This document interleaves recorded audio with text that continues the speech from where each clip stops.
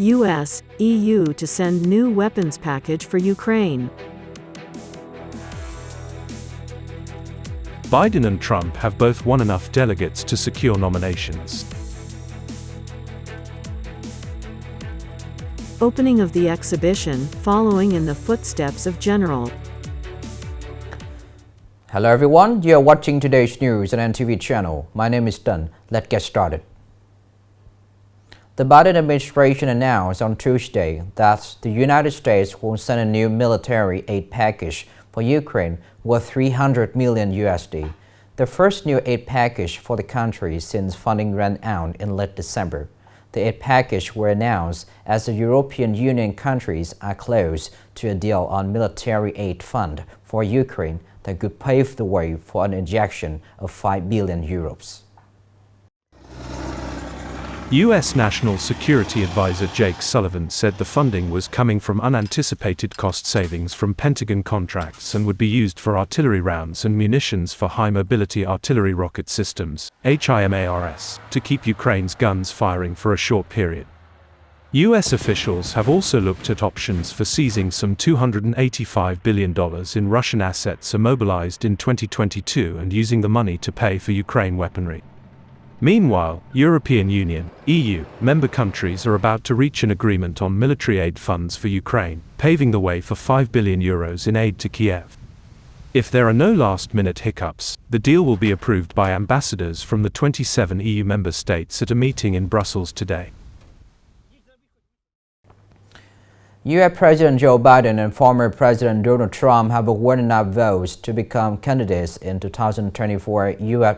presidential election, ensuring a rematch and setting up one of the longest election campaigns in American history. Biden's victory in Georgia on Tuesday pushed him over the delegate threshold to become the presumptive Democratic presidential nominee.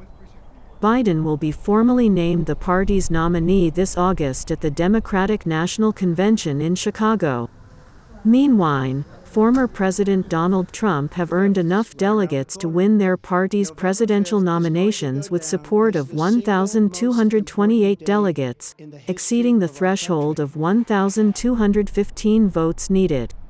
The Biden-Trump rematch is expected to be the most expensive and nastiest in modern political history, as two incumbent presidents face off for a second time this fall. Biden has consistently trailed Trump in national and battleground polling in recent months, but he holds a significant fundraising advantage over Trump. For the 70th anniversary of the Bful victory, the Department of Culture and Sports in Nghệ An province teamed up with the Vietnamese Womens Museum to organize an exhibition titled Following in the General Footsteps. They also opened the first phase of the digital experience space at the Nghệ An Museum. The exhibition featured 92 silkscreen panels showcasing works and photos of General Võ Nguyên Giáp from sources such as the Vietnam News Agency, Vietnamese Womens Museum, and photographic artist Truyen. Additionally, it includes 110 poems by teacher, poet, and journalist Nguyễn Thị Minh Khai. The exhibition is divided into three parts, creating the historic victory of Bful, the general in the hearts of the people, and pride for 1,000 years. It vividly depicts the milestones of the historic Bful victory and portrays the daily life of Commander-in-Chief of Vietnamese Army, along with the people's deep affection for the general. Furthermore, on this occasion, the Nghệ An Department of Culture and Sports inaugurated the first phase of digital experience space at Nghệ An Museum. Coming up next are some updated news. In 2022, Vietnam ranked third in the region in terms of industrial output. By January 2024, Vietnam has 4 products with an export value of more than $1 billion, including textiles, computers, phones and machinery, accounting for 53.2% of total export turnover. According to World Bank (WB) data in 2022, Vietnam ranks 23rd in the world in terms of industrial output value. 3 countries in Southeast Asia hold high positions in the industrial output rankings. Indonesia secures the 12th spot globally, Thailand follows closely at rank 20, while Vietnam holds the 3rd spot at 23rd globally.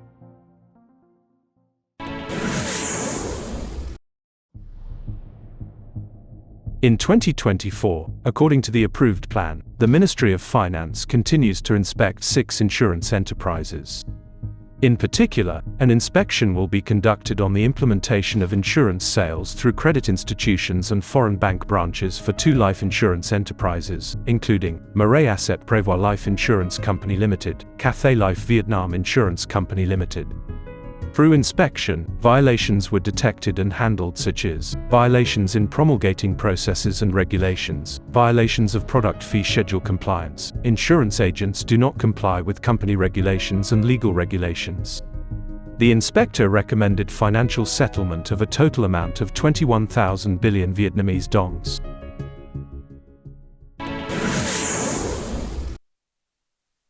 The Ministry of Transport has just sent an official dispatch to the People's Committees of Provinces and Cities with the railway passing through, requesting the implementation of solutions to improve the effectiveness of ensuring railway traffic order and safety, contributing to preventing and limiting railway traffic accidents. Specifically, the Ministry of Transport requests the localities to direct and urge local authorities to prepare documents and submit them to competent authorities for approving the projects to build feeder roads and cargo roads. Separation fences along the railway to eliminate self-opening paths across the railway. Prioritize allocating funds from local budget sources to implement the elimination of self-opening paths across the railway according to the approved plan and roadmap.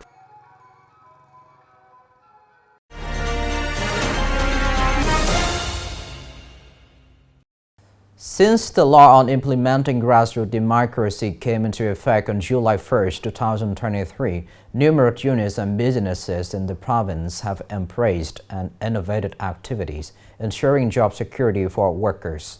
This is evident as, following the Lunar New Year's, over 96% of workers returned to work at enterprises in the province, with the figure reaching 100% in the Southern Economic Zone.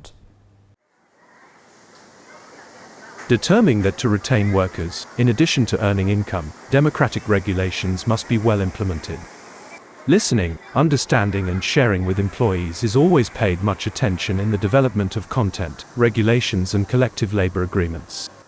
Only in 2023, the signing of new collective labor agreements in enterprises with trade unions reached 240%. 469 out of 560 businesses held dialogues at the workplace, reaching a rate of 84%.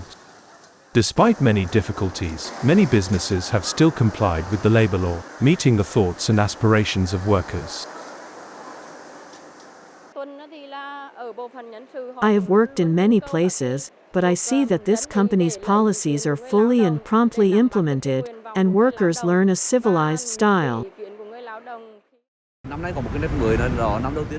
The Federation directs businesses to share and encourage workers. This year, we are implementing the law on grassroots democracy, so we need the cooperation of all levels to participate in effective implementation.